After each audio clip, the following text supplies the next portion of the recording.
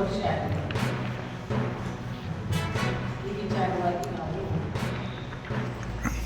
ಬೇರೆ ಯಾವ ಉದ್ದೇಶವಿಲ್ಲ, ಚುನಾವಣೆ ಆಗಬೇಕು, ಎಲ್ಲರಿಗೂ ನಮಗೆ ಹೋರಾಟ ಆಗಿ ಕೊನೆಯ ಒಂದು ಹಂತದಲ್ಲಿ ಕರೀತಾ ಇದ್ದೀವಿ. ಅಲ್ಲಿ ಚುನಾವಣೆ ನಡೀಬೇಕು ಅಂತ ಹೇಳಿ ಸೆಕ್ರೆಟರಿ ರಂಗನಾಥ್ ಅವರಿಂದಲೂ 90 ದಿವಸದೊಳಗೆ ಒಂದು ಚುನಾವಣೆ ಆಗಬೇಕು ಅಂತ ಪತ್ರಗಳು ಸಹ ಚುನಾವಣೆ ಆಗಿಲ್ಲ. ಈ DC ಮತ್ತು PR ಆಫೀಸರ್ ಮನವಿ ಪತ್ರಗಳು ಸಹ ನಮಗೆ ಯಾವುದೇ ರೀತಿಯಾದ ಚುನಾವಣೆ ಆಗಿಲ್ಲ. ಚುನಾವಣಾಧಿಕಾರಿಗಳನ್ನು ನೇಮಿಸಿದರೂ ಸಹ ಚುನಾವಣೆ ಆಗಿಲ್ಲ. ಇದರ ಹಿಂದಿನ ಕಾರಣ ಏನು ಅಂತ ನಮಗೆ ಗೊತ್ತಾಗಿಲ್ಲ. ಇದರಲ್ಲಿ ಸದಸ್ಯರಾದಂತಹ ಶರಣಸ್ವಾಮಿ ಅವರು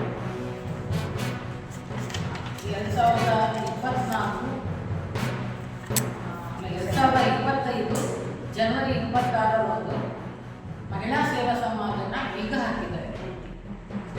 ಅಲ್ಲಿ ಯಾವುದೇ ಮಹಿಳೆಯರಿಗೆ ಅವಕಾಶ ಇಲ್ಲ, ಯಾವ ಮಹಿಳೆಯರು ಅಲ್ಲಿ ಹೋಗಾಗಿಲ್ಲ. ಇದಕ್ಕೆ ನಮಗೆ ಉತ್ತರ ಬೇಕಾಗಿದೆ. ಮತ್ತು ನಮಗೆ ಯಾತಕ್ಕೆ ಅದನ್ನು ಬೀಗ ಹಾಕಿದ್ರೆ ತೆಗಿದೆ ಅಂದ್ರೂ ಅವರಿಂದ ನಮಗೆ ಯಾವುದೇ ಸ್ಪಂದನೆ ಇಲ್ಲ. ನಮಗೆ ಯಾವ ಪ್ರಶ್ನೆಗೂ ಯಾವ ಸದಸ್ಯರಿಂದನೂ ನಮಗೆ ಯಾವ ಸದಸ್ಯರು ಎಷ್ಟೇ ಕೇಳಿದ್ರು ಅವರಿಂದ ನಾವು ಕಮಿಟಿ ಮಾಡ್ಕೊಂಡಿದ್ದೀವಿ, ನಾನೇ ಬರ್ತೀನಿ ಅನ್ನೋ ಅಷ್ಟೇ. ನಮ್ಮ ಉತ್ತರ ನಮ್ಮ ಪ್ರಶ್ನೆ ಇಷ್ಟೇ, ನಮಗೆ ಚುನಾವಣೆ ಮಾಡ್ತೀವಿ, ಚುನಾವಣೆ ಮಾಡಿ ಅವರೇ ನಿಲ್ಲಿ ಅವರೇ ಗೆಲ್ಲಿ, ನಮ್ಗೆ ಬೇಜಾರಿಲ್ಲ. ಆದರೆ ಚುನಾವಣೆ ಆಗ್ಬೇಕು ಅನ್ನೋದು ಒಂದೇ ಉದ್ದೇಶ. ಧೋರಣೆ ಸಿದ್ದರಾಮಯ್ಯ ಸರ್ಕಾರ ಒಲ್ಲದ ಮನಸ್ಸಲ್ಲಿ ನಿಲ್ತಾ ಇದೆ ಅನ್ನೋದು ಯಾಕೆ ಹೇಳ್ತಾ ಇದ್ದೀವಿ ಅಂದರೆ SCPಯಲ್ಲಿ ಅನುದಾನದಲ್ಲೂ ಕೂಡ ಒಳ ಮೀಸಲಾತಿಯನ್ನು ಜಾರಿ ಮಾಡ್ತಾ ಇದೆ. ಈಗ ಏನಾಗಿದೆ, ಕರ್ನಾಟಕ ರಾಜ್ಯದಲ್ಲಿ 17+7 ಅಂದರೆ 24% SCP TSP ಹಣವನ್ನು ಬಜೆಟಲ್ಲಿ ತೆಗಿತಾ ಇದೆ. ಈಗ 17% SCP ಹಣವನ್ನು ಇದೆ. ಈ 17% ಹಣವನ್ನು ಈಗ ಒಳ ಮೀಸಲಾತಿ ಈಗ ರಾಜ್ಯದಲ್ಲಿ ಜಾರಿ ಆಯಿತು ಅಂದರೆ 665 ಜಾರಿ ಆಯಿತು ಅಂದರೆ ಅನುದಾನದಲ್ಲೂ ಕೂಡ ಒಳ ಮೀಸಲಾತಿಯನ್ನು ಅಪ್ಲಿಕೇಬಲ್ ಮಾಡಬೇಕು ಅನ್ನೋದು ನಮ್ಮ ಹಕ್ಕೊತ್ತಾಯ ಆಗಿದೆ.